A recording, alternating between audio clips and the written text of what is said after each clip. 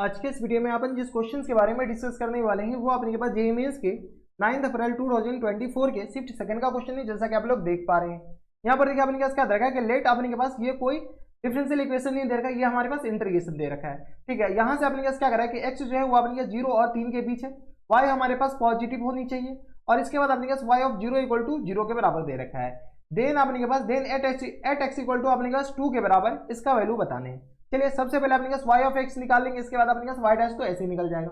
यहाँ से क्या दरका इंटीग्रेशन 0 से लेकर कहाँ तक x तक, और ये दरका अपने पास square root of 1 minus y dash of t इन पूरे का अपने पास क्या दरका होल स्क्वायर के बराबर, हाँ है ना।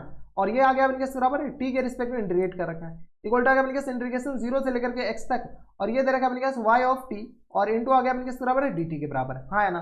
अब अपने पास y ऑफ x निकालने के लिए इसको डिफरेंशिएट कीजिए। अब डिफरेंशिएट करने के लिए इंटीग्रेट मत कर दीजिएगा, एक अपने का शॉर्टकट ऑफ कैलकुलस आता है, यानी अपने किस इंटीग्रेशन से डायरेक्ट डिफरेंशिएशन आप निकाल सकते हैं। कैसे? जैसे डिफरेंशिएट कीजिएगा तो न्यूटन लेबनिज थ्योरम हम लगा लें, and Newton Lebanese theorem NLT लगा लें। जैसे हम न्यूटन लेबनिज थ्योरम लगाएंगे तो यहाँ से अपने के पास इसे शॉर्टकट ऑफ कैलकुलस भी कहते हैं। बताइए ये किस तरह आ जाएंगे, तो अपने के पास अपर लिमिट इसमें सबसे पहले चिपकाइए, ये गया स्क्वायर रूट ऑफ, बताइए तो 1 माइनस चांस अपने के पास आ जाएंगे y डैश ऑफ x और इन पूरे का अपने के पास आ जाएंगे होल स्क्वायर के बराबर, हाँ है ना। और ये आ गया इक्वल टू, बताइए अपर लिमिट लोअर लिमिट जैसे चिपकाएंगे तो अपने के पास ये पूरा क्या आ जाएंगे 0, और 0 का अपने के पास डिफरेंशिएशन क्या आ जाएंगे 0 हो जाएंगे, तो कोई दिक्कत होनी नहीं चाहिए यहाँ पर। ठीक है, x का डिफरेंशिएशन यहाँ पर 1 लिखना है, लेकिन अपने के पास कोई जरूरी नहीं लिखना है, लिखे या ना लिखे। और ये किस तरह आ जाएंगे y ऑफ x के बराबर, हाँ है ना, इंटू 1 लिखिए और प्लस माइनस टर्म्स अपने के 0 होगा, प्लस टर्म 0 जो कि अपने पास लिखना कोई मतलब है नहीं। ये हमारे पास क्या आ गया, इसके बराबर आ गया। जब इसके बराबर हो गया यहाँ से y डैश बताओ तो 1 माइनस टर्म्स आ गया y डैश ऑफ x इन पूरे का अपने पास क्या आ जाएंगे होल स्क्वायर इक्वल टू अपने पास आ जाएंगे तो y ऑफ x का होल स्क्वायर के बराबर है। ठीक है, y ऑफ x का होल स्क्वायर का अपने पास y भी लिखा जा सकता है। खैर चलिए पहले इसको सॉल्व कर लेते हैं। यहाँ से आ गया 1 माइनस टर्म्स, इसको लिख सकते हैं क्या dy अपॉन dx इन पूरे का अपने पास होल स्क्वायर और इक्वल टू अपने पास ये किस तरह आ जाएंगे y स्क्वायर के बराबर।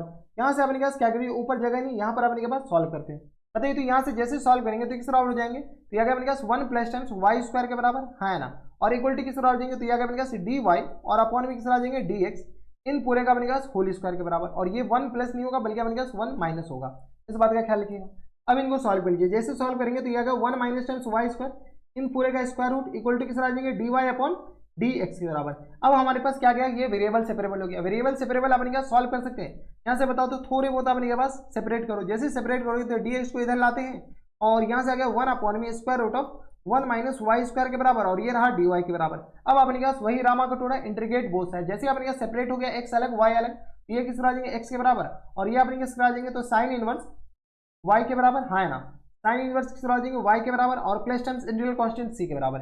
यानी कि हमारे पास ये कर्व का इक्वेशन आ गया। जब कर्व का इक्वेशन आ गया, क्वेश्चंस में अपने पास कुछ और दे रखा है c निकालने के लिए, क्या कर रहा है, अगर x 0 डालते हैं तो y भी 0 होगा, x 0 डालते हैं तो अपने पास y भी किसके बराबर आ जाएंगे 0 के बराबर। दिया गया 0 साइन इनवर्स 0 अपने किसके बराबर आ जाएंगे 0 के बराबर, प्लस टर्म c के बराबर, यानी c भी अपने किसके बराबर आ जाएंगे 0 के बराबर। यानी यहाँ से x इक्वल टू किस बराबर हो गया, x इक्वल टू आ गया अपने पास साइन इनवर्स y के बराबर, यानी y इक्वल टू किस बराबर हो गया, y इक्वल टू आ गया अपने पास साइन x के बराबर। कोई एतराज नहीं होनी चाहिए। जब y इक्वल टू अपने पास साइन x के बराबर हो गया तो y डबल डैश अपने पास ये निकालना है।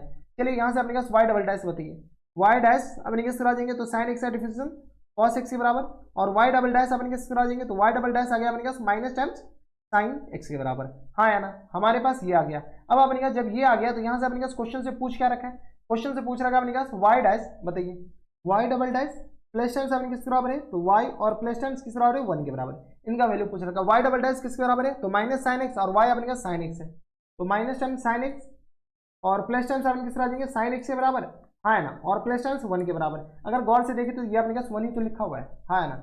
जब ये अपने पास 1 लिखा हुआ तो ये अपने किस तरह आ जाएंगे, यही हमारे पास फुल एंड फाइनल आंसर हो जाएंगे। तो ये थे अपने पास कौन से क्वेश्चन, तो अपने पास 1 ऑप्शन कौन से ऑप्शन में दे रखा है, तो ऑप्शन नंबर ए में ही दे रखा है, तो ऑप्शन नंबर ए क्या आ जाएंगे इनके करेक्ट आंसर हो जाएंगे। कोई इतराज, यहाँ तक हमारे सबसे कोई दिक्कत परेशानी नहीं होनी चाहिए। तो ये थे अपने जेईई मेंस के 9 अप्रैल 2024 के शिफ्ट सेकंड क्वेश्चन था, बढ़िया क्वेश्चन था।